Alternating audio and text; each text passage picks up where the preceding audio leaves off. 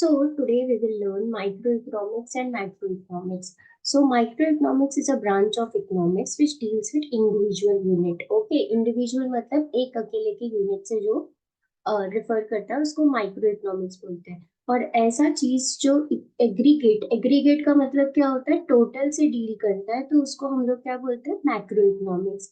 याद रखना, यहाँ पर इंडिविजुअल यूनिट से डील करेगा। इंडिविजुअल का मतलब क्या होता है, एक अकेला, ठीक है, एक से। और यहाँ पर किससे डील करेगा, वो एग्रीगेट मतलब टोटल से। इट इज मतलब it's main tools are demand and supply and आना चाहिए यहाँ पर। तो यहाँ पर क्या है, डिमांड और सप्लाई से ये डील करेगा। और यहाँ पर मेन टूल क्या, डिमांड और सप्लाई ही है। पर यहाँ पर क्या है और यहाँ पर क्या है, यहाँ पर इंडिविजुअल डिमांड एंड सप्लाई क्या है, यहाँ पर इंडिविजुअल डिमांड एंड सप्लाई, एक अकेले के डिमांड और एक अकेले के सप्लाई से डील करेगा। और यहाँ पर किसे डील करेगा, टोटल, एग्रीगेट मतलब टोटल डिमांड एंड सप्लाई से डील करेगा।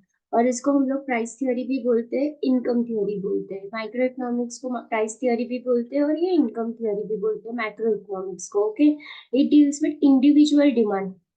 माइक्रो इकोनॉमिक्स इंडिविजुअल डिमांड से डील करता है, इंडिविजुअल सप्लाई से डील करता है, प्रोडक्ट प्राइसिंग से डील करता है, फैक्टर प्राइसिंग से डील करता है।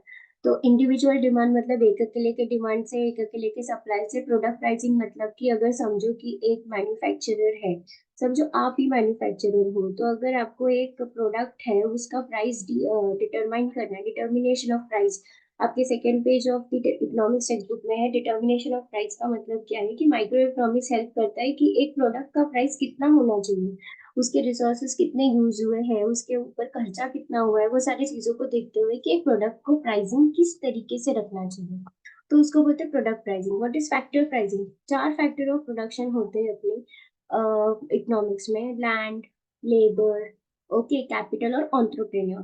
तो जैसे कैपिटल है तो कैपिटल को इन रिटर्न क्या मिलता है, इंटरेस्ट। लेबर है तो लेबर को क्या मिलता है, इन रिटर्न हम लोग वेजेस देते हैं, राइट। तो ये कितना होना चाहिए, लेबर को वेजेस कितना होना चाहिए, कैपिटल को इंटरेस्ट कितना देना चाहिए, ये सबसे डील करने वाला कौन होता है, माइक्रो इकोनॉमिक्स। और इसी को बोलते हैं फैक्टर प्राइसिंग।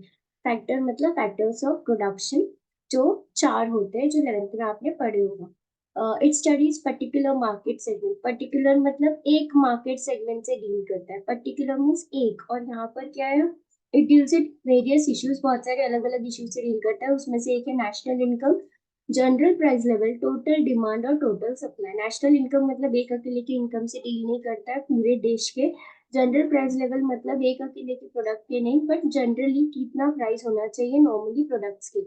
और टोटल डिमांड मतलब टोटल सारे देश का डिमांड, सारे देश की सप्लाई। और ये इंडिविजुअल मार्केट सेगमेंट मतलब एक अकेले टॉपिक में, मतलब मार्केट में एक अकेले टॉपिक से डील करेगा, बट ये होल इकोनॉमी को डील करता है। जैसे कि पॉवर्टी है, पॉवर्टी, अनएम्प्लॉयमेंट, तो ये सारे जो मुद्दे हैं वो सारे लोगों के लिए, राइट। तो ये सारी चीजें कौन डील करेगा, मैक्रो इकोनॉमिक्स। ओके, और जो चीजें इंडिविजुअल से चीजें हैं, इंडिविजुअल, वो क्यों कौन डील करेगा, माइक्रो इकोनॉमिक्स। माइक्रो मतलब छोटा, मैक्रो मतलब बड़ा। ओके।